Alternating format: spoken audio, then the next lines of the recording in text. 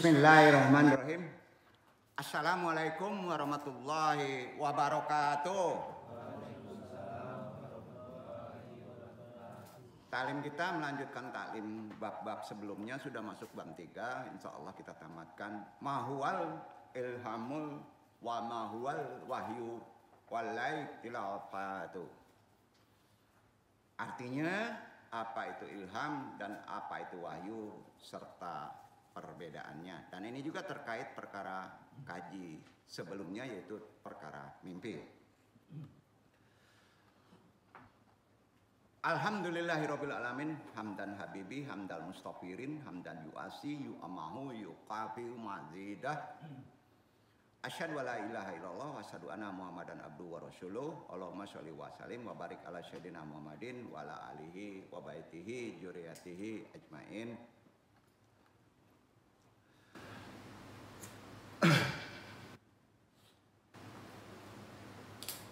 Subhanaka ilma lana ilma alam tanah innaka antal alimul hakim. Semoga pentaklim maupun yang ditaklimi hari ini bisa mudah dipahami dan bisa mengamalkan dan Allah meridhoi. Amin amin ya rabbal alamin. Puji syukur kehadirat Allah Subhanahu wa taala, tentu dengan kodrat iradatnya juga rahmatnya kita masih bisa diberi napas untuk datang bertolebul ilmi ke tempat ini. Hadirin jamaah ikhwan akhwat ya ma'ar rahimakumullah, baik yang mengaji secara talaki maupun yang tidak secara talaki melalui dunia medsos, semuanya dong doakan rahimakumullah.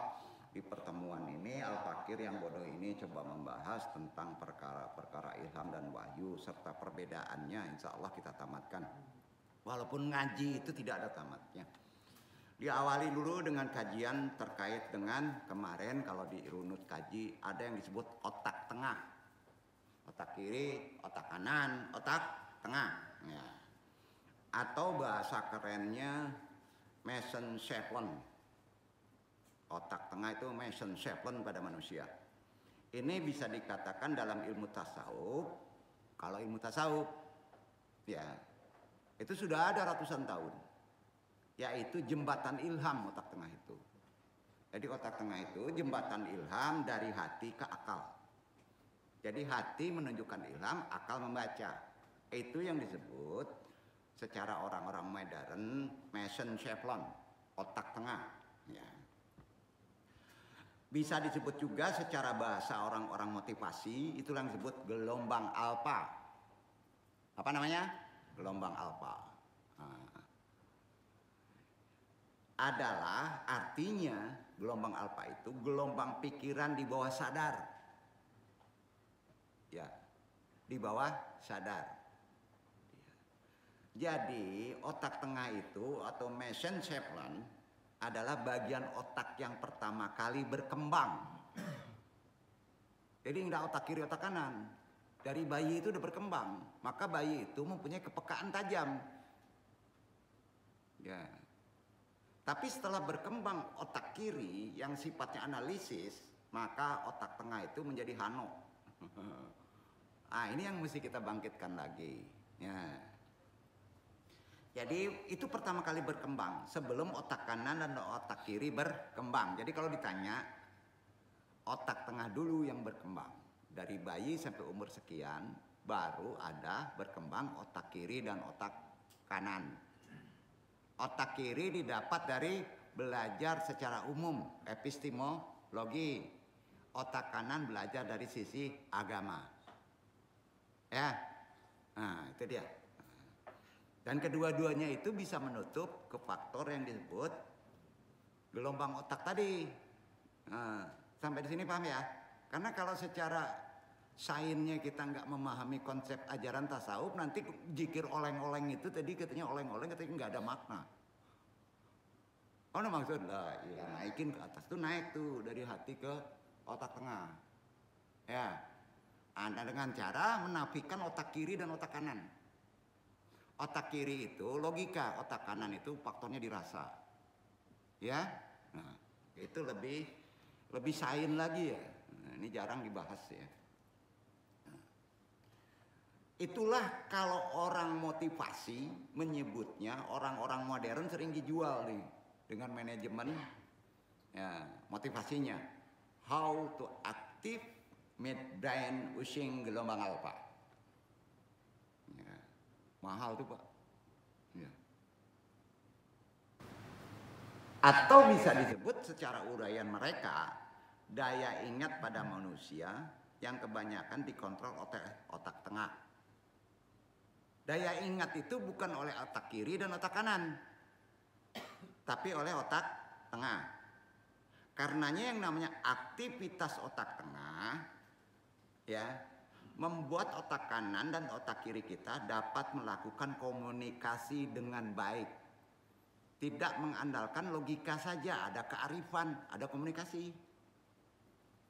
Kalau kita bisa menyelesaikan otak tengah tadi secara tafakur dan tadabbur. Intinya mendalami otak tengah itu aktivitasnya kalau dijalani dengan amalan tadi membuat otak kanan dan otak kiri itu bisa berkomunikasi dengan baik, itu artinya. Jadi manusia itu sering lemahnya karena sering menggunakan otak kiri. Enggak ada komunikasi ke otak kanan. Serba logika aja. Kalau ingin selesai harus punya duit. Kacau ini. Nah gitu. Itu si logis. Nah. Karena itu ada barjah di situ. Ada kalam asyaiton, korina, ada kalam malakuti, malaikat pada diri antum. Ya. Nah, sering kita mengkambing hitamkan di otak kiri itu kepada qarin. Padahal qarin itu sebenarnya ada sisi baiknya, merangsang untuk kita berikhtiar. Karena situ daya energi. Tapi sering kita mendengarkan kata-kata jeleknya. Kalau kata-kata jeleknya diikuti, maka kita terasuki dunia hedonis. Ya. Nah sampai di sini berat nggak? Nggak ya? Paham ya? Nah. Jadi udah pelan-pelan aja ya. Nah maka dengan berkembangnya otak tengah, kapasitas memori di otak depan, baru naruh ke depan tuh. Jadi terbagi 4 tuh. Dalam konsep tasawuf nggak ada otak depan. Ya. Jadi memori di otak depan meningkat, daya tangkapnya cepat, mudah ingat. Kira-kira gitu deh jalannya deh, bahasanya. Maka dengan berkembangnya otak tengah, kapasitas memori kita menjadi mudah ingat. Itu yang disebut cerdas secara bahasa umum. Jadi khususnya otak tengah dan aktivitasnya, ini sayangnya dalam dunia dunia sains, nah tidak ada referensi yang bisa dipercaya. Hanya Quran yang bisa menjabarkan. Makanya setinggi-tinggi ilmu sains akan bisa diselesaikan dengan wahyu. Duduk. Akan clear apapun ilmunya. Termasuk ilmu syaraf. Maka kalau buntu ilmuwan itu segera lari ke wahyu, kolerasinya. Itu yang susah. Jadi bahasa yang ada di luar perkara otak tengah itu referensinya tidak bisa dipercaya, bertentangan dengan satu ilmu aja, bidangnya udah bertentangan, yang disebut ilmu syaraf kedokteran. Bertentangan. Nah, ternyata ya otak tengah bukanlah penghubung otak kiri dan otak kanan. Itu kata ilmu syaraf. Bertentangan kan? Nah, jadi gimana tuh? Jadi bisa dikatakan otak depan dan otak belakang sama sekali tidak menghubungkan otak kanan dan otak kiri. Wah, ini lebih pusing lagi nih. Jadi Penghubungan otak kanan dan otak kiri adalah yang disebut secara ilmu syaraf kedokteran disebut corpus callosum. Aduh, pusing, bikin pusing nih. Apa namanya? Corpus callosum. Ada yang kuliah di ilmu syaraf nggak? Nggak ada ya. Nah. Dan tidak ada satu ahli syaraf atau neurologis yang membenarkan isi buku tadi yang dikembangkan oleh orang-orang motivator. Jadi ada sebuah buku cukup booming nih, takutnya dibaca nih sama anak-anak sekarang, terutama sama ilmu perbandingan agama. Populer buku ini yang menyanggah aktivitas otak tengah yang berjudul Membongkar Aktivitas Otak Tengah. Ya, Andong tidak sebut pengarangnya. Nah, judulnya Membongkar Aktivitas Otak Tengah. Dianggapnya sebagai penemuan terbesar di dunia. Kalau di Andong, penipuan terbesar di dunia. Gitu. Karena mengandalkan logika. Jadi nggak usah dibaca tuh. Jadi populer itu, yang isinya dalam teori aktivitas otak tengah juga banyak tersebar istilah tidak dikenal. Istilahnya kok bingung. Jadi dalam ilmu kedokteran syaraf, seperti rasa gembira, itu harus dibuka dengan otak. Keadaan jenius, interbrain. Ini kalau disambung ke hadis dan Quran, bingung. Ya. Apakah itu manajemen untuk membuat bingung supaya kita lama? Kalau lama kan bayarnya lama. Bisa saja. Ya, sebetulnya belajar hal tadi kalau kita berkorelasi dengan hadis dan Quran, agama Islam itu mudah. Sampai mudah, ya. Jadi sebagai ahli syaraf sebagian ya sepakat. Sebagiannya tidak menganjurkan masyarakat untuk mengikuti program aktivitas otak tengah. Nggak usah katanya. Ribut nih. Kecuali metode ini benar-benar telah teruji, dipertanggungjawabkan secara ilmiah. Padahal itu wilayahnya sudah masuk wilayah ilham. Semuanya itu sebenarnya mengupas perkara ilham. Dilogikakan pusing kan? Tahu aja. Ya. Jadi nggak bisa diandarkan secara otak kiri. Dalam ajaran Islam, ini sangat populer. Dan ditunjuki oleh Al-Quran, ada sumber hadisnya dan ada sumber dalilnya Quran lagi. Dalam ajaran Islam, khusus nih, menuntut ilmu adalah salah satu jalan untuk apa? Antum datang ini menuntut ilmu nih. Untuk mencari ridha Allah saja. Bukan populer. Supaya selamat antum dalam mengkaji segala macam ilmu yang ada di luar. Ridha Allah. Karena metode aktivitas otak tengah itu sering dikhawatirkan bisa disamakan dengan praktek New Age spirituality. Yang sangat dilarang oleh ajaran Samawi atau termasuk Islam. Betul kan? Nah, jadi dengan begitu, mau tidak mau, kita sebagai umat Islam harus menekuni kembali perihal ajaran tafakur dan tadabbur. Ya. Yang pada zaman sekarang dianggap hal yang sangat sepele. Antum ada problem, masuk ruang khalwat, tafakur, baca Quran, nggak dilakukan kan? Nggak perlu. Ini urusan agama. Padahal itu solusi untuk memecahkan persoalan antum dalam masalah-masalah dunia. Itu tuntunan Nabi. Orang dulu kan Nabi itu karena dijahilkan sama orang jahiliyah, lari ke Gua Hira. Dia dapat petunjuk. Betul kan? Ilham. Kalau kita jangan penunjuk nunggu wahyu, ilham. Karena ilham itu diletakkan pada manusia. Wahyu diletakkan pada Nabi. Wahyu untuk umat kebanyakan, untuk umum disebarkan, ilham untuk pribadi. Maka kalau antum dapat ilham, nggak boleh disebarkan. Karena itu hanya untuk antum. Duduk nggak? Nah kira-kira gitu, kemarin udah dibahas. Jadi kita kembali dari pemahaman yang disebut gelombang alfa atau otak tengah tadi, bekerja ilham ke atas kepala, ke otak tengah. Ini bukan hal yang sepele ya. Ini terkait kajian-kajian yang harus dibuka melalui kitab-kitab Islam. Karena dijamin keimanan, kepercayaan kita akan menjadi lebih benar. Saat sesuatu sudah keluar dari keilmiahan, antum nasihatin. Antum pinter, ahli syaraf, kedokteran. Saat sudah keluar dari keilmiahan, maka hanya wahyu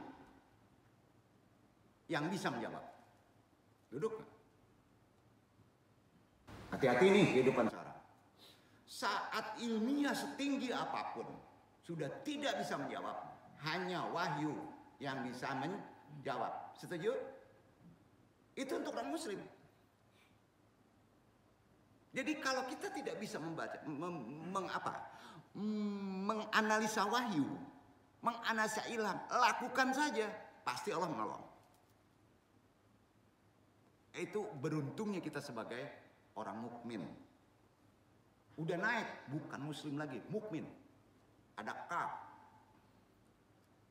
Jadi tidak semuanya bisa dijelaskan secara ilmiah dalam kehidupan sekarang. Tidak, ikhwan, tidak. Segala yang ilmiah pasti bisa dijelaskan dengan mudah. Pasti. Nah, ini keyakinan. Kalau ikhwan akhwat mau sedikit observasi atau bertanya kepada rekan-rekan ahli yang sudah malang melintang di dunia hipnotis, supranatural, motivator, ahlul syaraf.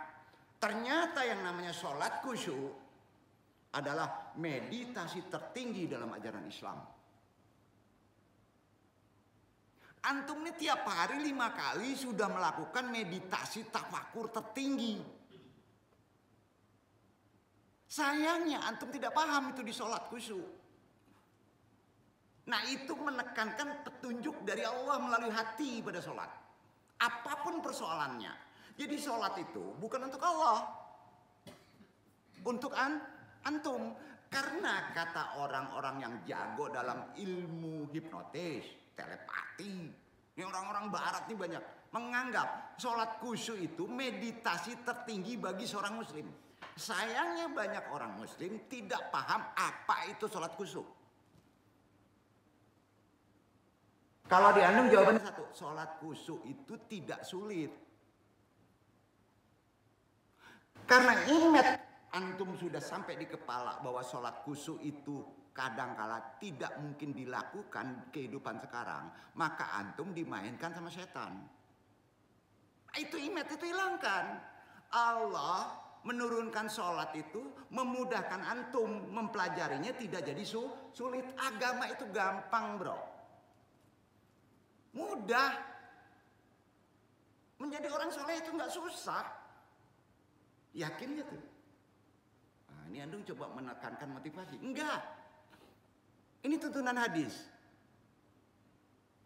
Jadi kalau ditanya ajaran yang disebut meditasi tertinggi sampai bisa memahami konsep ilham, fatwa hati adalah sholat khusyuk. Ya, sholat khusyuk. Jadi itulah kunci ibadahnya untuk bisa tertuntun dalam hidup. Dasarnya mana yang lu sampaikan ini? Nah ini banyak tidak tahu orang mencari kunci dasar. Bahasa kerennya istidlal dalil. Allah berfirman di Al-Ankabut surat 29, ingat 29 loh. Memecahkan musyitarak daripada materi. 2 itu kan bidayah, bingung. 9 itu kan dunia materi. Ayatnya amalkan dengan rukun yang benar. 4 prinsipnya, 5 rukunnya, 4-5 dibaca.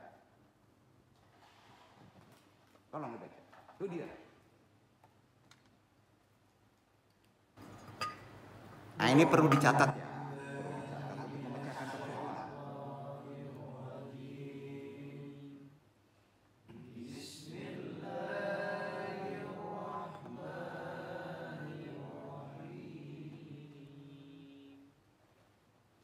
Diawali utlu ma'uhiyah.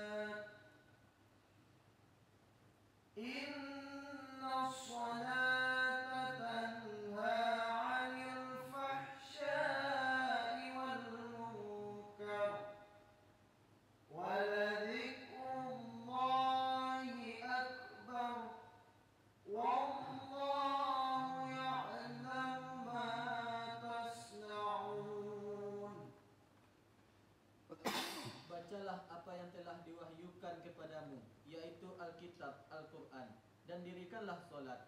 Sesungguhnya solat itu mencegah dari perbuatan-perbuatan keji dan mungkar. Dan sesungguhnya mengingat Allah, solat adalah lebih besar keutamaannya dari ibadat-ibadat yang lain. Dan Allah mengetahui apa yang kamu kerjakan. Ibadah yang keren apa? Solat. Berbuat baik kepada orang ibadah yang paling disukai Allah, bukan sholat. Jangan dengerin dunia medsos. Ya, aneh-aneh. Nung sandarkan kepada hadis sahihnya ya. Perkara tadi. Riwayat Tabrani. Rasulullah sallallahu bersabda. Ingat, sholat itu, tolong ingat. Mengingatkan dulu poinnya. Sholat tadi amalan pertama yang akan dihisap oleh Allah. Ibadah lainnya nomor 2. Sholat dulu. Sholat dulu. Jadi aneh orang yang gak sholat nih. Andung tolong secara manusiawi. Ya. Tapi secara Allah gak ditolong tuh. Andung menolong orang yang gak sholat dalam segala masalah itu manusiawi. Duduk gak tuh? Tolong aja. Tapi secara Allah nanti dulu. Marah-marah antum, enggak kesel, enggak sholat kesel, gimana mau nolongnya kalau antum enggak sholat? Logika kita nerima gak nih? Iya kan? Nih hadisnya, wal hakikatu anna awalan ma yuhassab alaihi yaumal qiyamati huwa sholatu. Faida aintahat salatuhu aintaha kulu suluki. Waida qota'at salatuhu an qota'at sulukuhu kulahu. Hadis riwayat Tabrani. Artinya sesungguhnya yang pertama kali akan dihisap pada hari kiamat adalah jawab sholat. Apabila sholatnya beres, akan beres pula seluruh perilakunya, perbuatannya, masalahnya. Dan apabila sholatnya rusak, akan rusak pula segala semuanya perlakuanmu. Hadis riwayat Tabrani. Matan tadi ada yang tambah dikit-dikit supaya cemas antum, supaya sholat. Halo. Zikir banyak, sedekah gede. Sholat kayak gini ya gimana mau selesai? Iya, marah-marah pula. Aduh enggak, ini kan bukan kata-kata Andung. Andung mengingatkan kembali. Introspeksilah. Kok banyak masalah nggak selesai-selesai, stagnan. Koreksi sholatnya, minta tolonglah pada sabar dan sholat. Poinnya kan itu, semua torekot ke situ. Jika sholatnya diterima, maka akan diterima seluruh amalnya. Jika sholatnya ditolak, maka akan ditolak pula seluruh amalnya. Jika sholat dilakukan dalam keadaan lalai atau masih dalam kondisi mabuk keduniawian dan pikiran yang masih melayang kemana-mana, maka perjalanan ruhani untuk mendapat ilham diturunkan dari Allah akan berbalik hanya pada ilusi pikiran kiri saja. Seharusnya bisa berpikir secara benar menjadi tidak benar, berpangkal dari sholat yang lalai. Ternyata sholat yang dikerjakan secara sembarangan akhirnya menjadi beginilah, sia-sia hidup kita, banyak problem. Akibatnya Allah pun tidak akan merespon. Tidak akan direspon. Apapun juga persoalan kita, demi Allah. Oleh karena itu sholat harus dilakukan dengan khusyuk.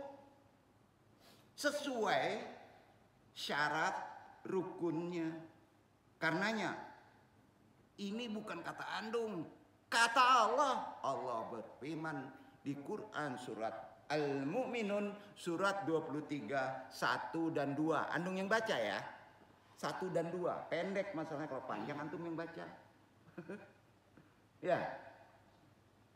Qad aflaha mu'minuna alladzinahum fi sholatihim khashi'un. Betul kan? Sesungguhnya beruntunglah orang-orang yang beriman. Pengen untung?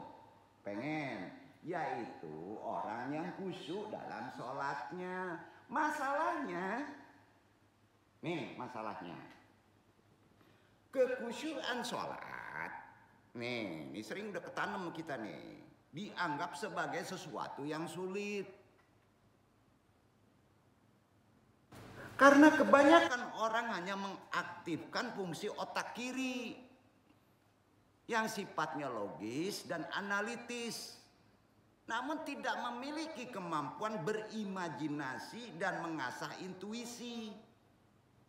Sementara potensi otak kanan ketika sholat dibiarkan liar melayang-layang entah kemana-mana, sehingga sholat yang dilakukannya hanya mendapatkan capek dan benar-benar melelahkan. Karena itu Rasulullah Sallallahu Alaihi Wasallam bersabda, hadis riwayat Abu Daud, "Kamman yusoli wala yasra'u illa bil ta'abi wal irhaqi." Beberapa banyak orang yang sholat namun hanya mendapatkan capek dan lelah saja. Itu sebabnya diingatkan lagi sama Allah perkara sholat itu dengan firman-Nya Al-A'raf surat 7. Praktekin ayat 172, dibaca ikhwan. Al-A'raf.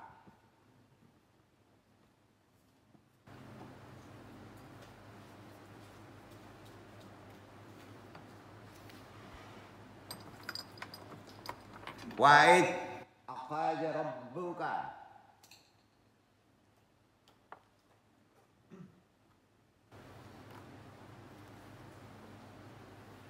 وَإِذْ أَخَذَ رَبُّكَ مِنْ بَنِي آدَمَ مِنْ ظُهُورِهِمْ ذُرِّيَّتَهُمْ وَأَشْهَدَهُمْ عَلَى أَنْفُسِهِمْ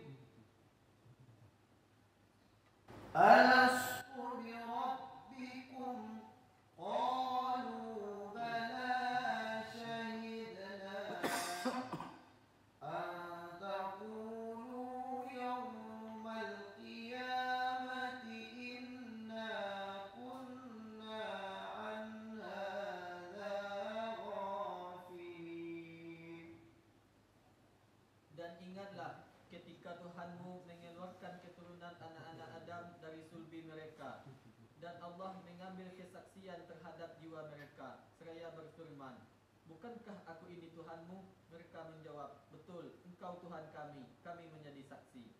Kami lakukan yang demikian itu agar di hari kiamat kamu tidak mengatakan, "Sesungguhnya kami Bani Adam adalah orang-orang yang lengah terhadap ini," keesaan Tuhan. Halo? Itu perjanjian primordial setelah antum berojol dari rahim. Disuruh sholat. Udah janji bahwa kita akan sholat. Itu maksudnya. Ya. Kenapa lupa?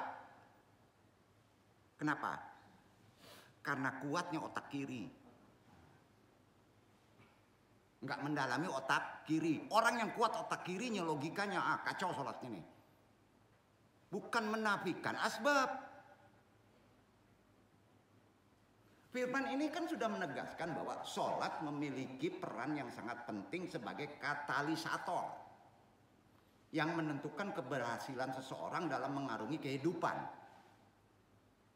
Ya sholat, terutama dalam merawat kesucian fitrah kita. Fitrah kita ini harus sholat. Kecenderungan berbuat yang terbaik dalam beragama sesuai dengan perjanjian primordial yang pernah manusia ucapkan ketika Allah mengeluarkan antum, anak Adam, dari sulbi bapak kepada rahim. Dan Allah mengambil kesaksian terhadap setiap jiwa manusia. Sayangnya semua manusia telah melupakannya karena kuatnya otak kiri. Ayo, betul gak tuh? Nah ini kan harus diuraikan. Makanya Anda berani share. Jadi nggak untuk di sini aja. Jadi seharusnya ketika kita berserah diri kepada Allah pada sholat, maka otak kiri gimana seharusnya? Otak kiri. Kurangi aktifnya. Antum sholat otak kiri kerja. Rajin dia tepat waktu supaya utang diselesaikan, uang orang diselesaikan. Rusak antum kayak gitu. Nggak khusyuk tuh. Ada maunya, ikhlas nggak? Rasa ini marahin lo mandong. Halo? Waduh. Logika kita nerima nggak? Sholat ya sholat. Sudah sholat baru doa minta ke dunia emas kilo, nggak apa-apa. Ya saya sholatnya rajin doang katanya. Aduh, tapi ngajinya di atas. Kenapa? Gimana caranya bisa narik ATM itu ya dari jarak jauh dong. Itu kaji gila itu. Orang gila nggak tuh? Ya iyalah. Logika dimainin. Ya aduh bingung dong. Pas ngaji bener di sini nggak hadir lagi. Udah puyeng ini nih. Salah dong, mungkin nggak sampai andong ngaji nanemin akidah sama mereka. Sedih dong. Sampai nggak? Bodoh ting lah. Yang penting dong sampein lah. Sayang manusia telah melupakan perjanjian primordialnya ya. Kita berserah diri kepada Allah waktu sholat. Kan andung ingatkan lagi. Kurangi aktif otak kiri. Otak kanan yang berkaitan dengan rasa, emosi, intuisi yang berperan juga. Kurangi. Maka antum dapat khusyuk tuh. Kan gampang. Yang menentukan itu kan memanage diri kita sendiri. Iya kan? Allahu Akbar pas ingat utang. Utang pinggir. Gue lagi di bawah nih. Kok saya nggak disayang istri? Pinggir. Gue sholat nih. Kan bisa ngomong kayak gitu. Bener nggak? Maaf. Andung terpaksa nyanyian ya. Sholat kusuk kok jadi susah ya. Nggak naik ilham tuh. Gelombang ilham tuh nggak naik tuh.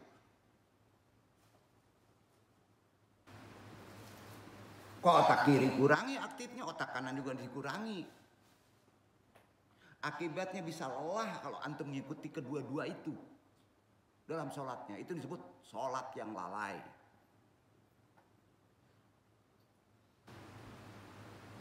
Maka dalam sholat itu yang ditunggu naiknya hati ke atas. Intuisi itu yang disebut ilham. Maka sholat antum menjadi tenang. Itulah tumanina. Ya. Makanya antum ingin tadabur itu, tarekot. Antum sore hari disebut. Belajar tarekot itu belajar supaya bisa sholat benar. Sampai ya. Jadi jangan jauh-jauh dulu deh. Ketika hati kita pasrah tunduk dalam keadaan diam menunggu ilham tanpa kata-kata, maka pikiran kita bergerak mengikuti naluri. Otomatis pikiran mengikuti naluri.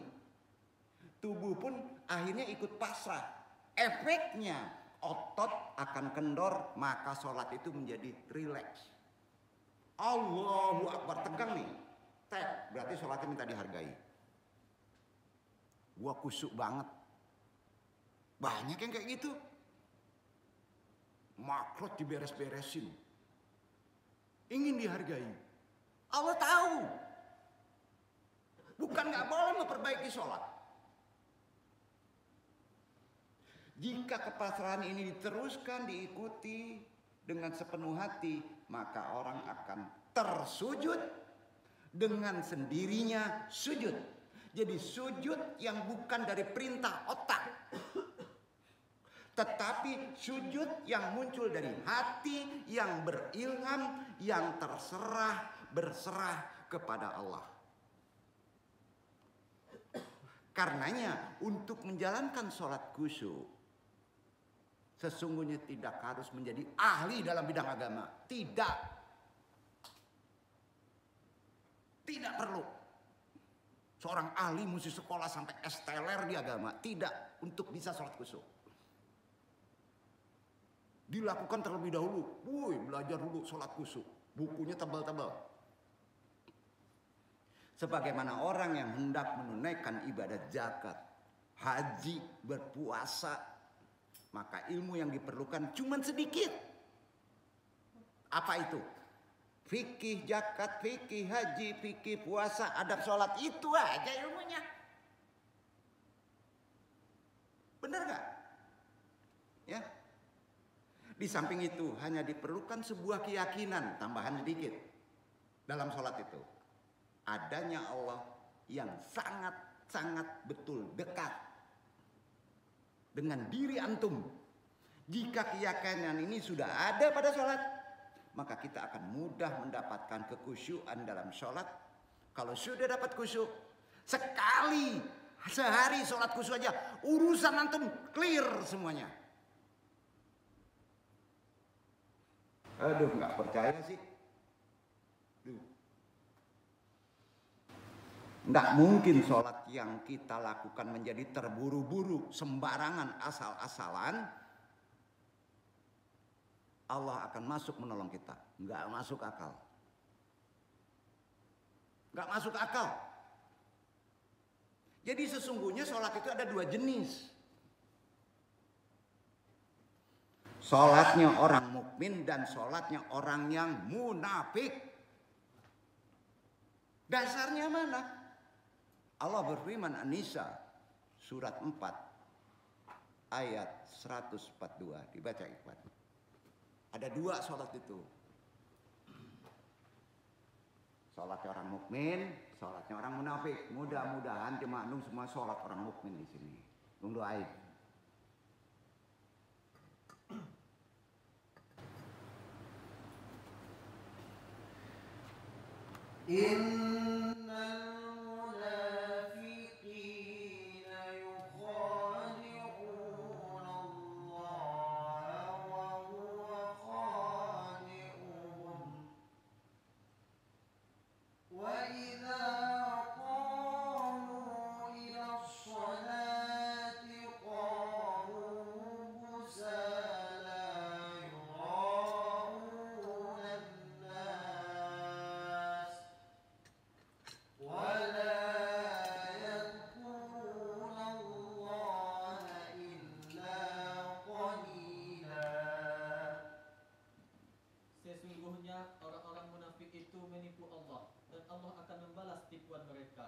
Dan apabila mereka berdiri untuk sholat, mereka berdiri dengan malas.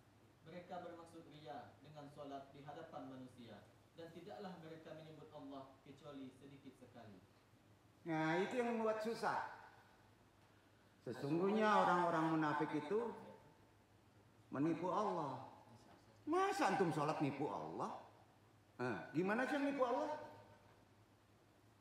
Allah juga akan balas loh tipuannya. Melaksanakan sholat dilakukan dengan malas, tidak diilmui, tidak paham, tidak serius di dalam mengingat Allah kecuali sedikit, bukan susah. Nah, jika sholatnya aja dilakukan dengan rasa malas, tidak serius, terburu-buru, atau karena ria hanya untuk mendapatkan pujian popularitas di masyarakat. Pas ada guru langsung sholat? Pas ada mertua langsung sholat? Atau lebih banyak memikirkan selain Allah? Indikator ini menunjukkan, maaf, ciri-ciri orang yang menipu Allah, munafik.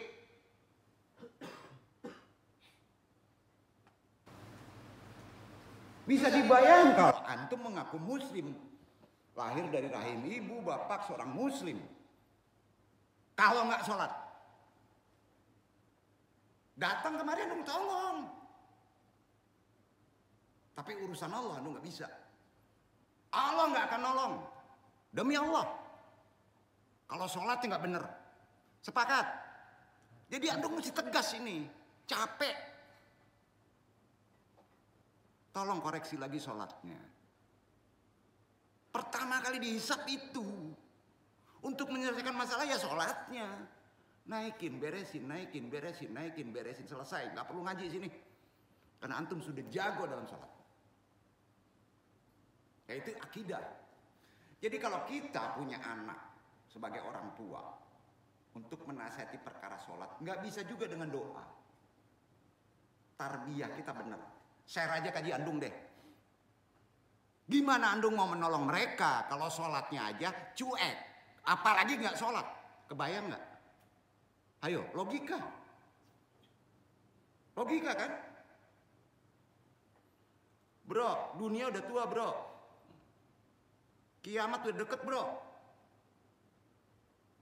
Andung kalau akidah perkara sholat nggak ampun. Maaf ya, andung menyampaikan ini tuntunannya benar. Yang disampaikan memang harus begini. Kalau pikir itu perdebatan jidal nggak masalah.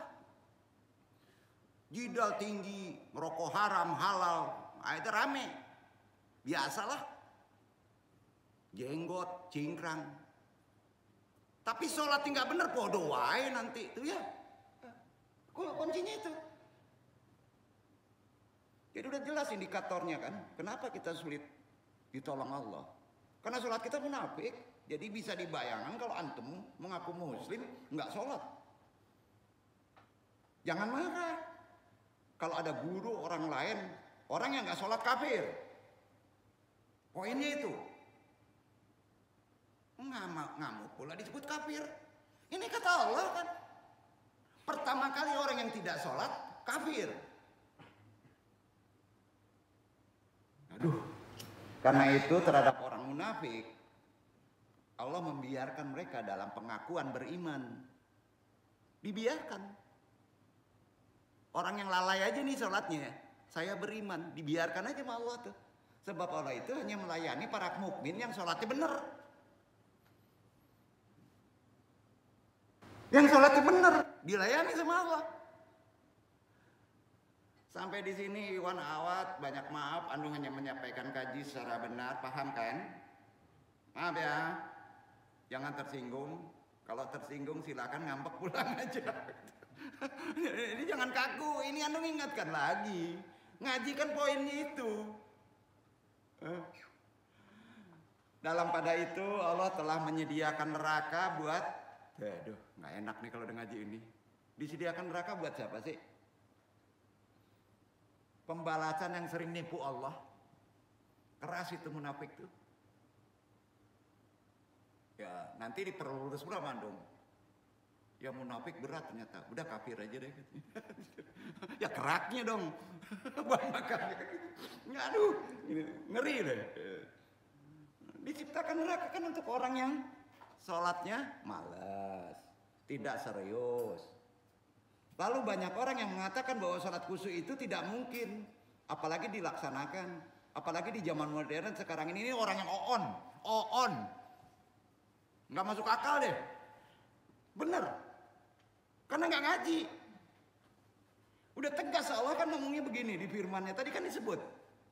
Qad afala mu'minun alladzina hum fi sholatihim khasyi'un. Sesungguhnya beruntunglah orang-orang yang beriman, yang orang khusyuk dalam sholatnya. Di Al-Mu'minun ayat 12. Ayat 1-2 itu. Yang itu jangan diputus. Di yang 11-nya ayat yang sama. Allah nyebutnya gimana nih? Al-Mu'minun ayat 2, surat 23 di ayat 11 Allah ngomong gini, alladzina yarisunal firdaus firdausahum fiha kalidun. Dan orang-orang yang memelihara sholatnya, benar sholatnya, bagus sholatnya, mereka itulah orang-orang yang mewarisi surga firdaus, mereka kekal di dalamnya. Maka di dunia juga berpengaruh itu. Beres masalah antum. Pasti itu. Nah besok nih udah sampai titik ini ngaji dia dari Ilham. Ada yang bertanya, utang gak dibayar, hantu belau gak dibayar, orang sakit nanya ke andung cucu lagi. Kesel bener. Sholat aja benerin. Bener tuh. Masa andung perhatiin yang datang ini jemaah andung yang ngaji udah bertahun-tahun. Kok marah-marah andung? Enggak paham. Iban andung ya marah makam andung turunin dulu lah. Jadi memang bukan hal yang mudah untuk menyingkirkan virus-virus negatif. Itu yang sulitnya. Itu maka andung sering tahara terus. La ilaha illallah, la ilaha illallah. Di mana letaknya? Pangkal awalnya. Berpikir, beresin.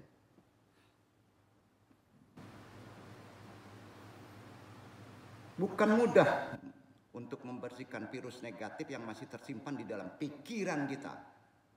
Apalagi di hati juga ada virus. Ujungnya jiwa.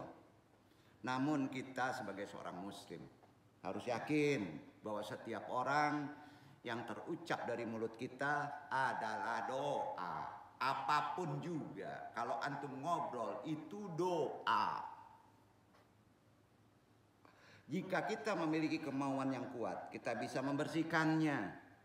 Ingat bahwa pikiran adalah pelayan.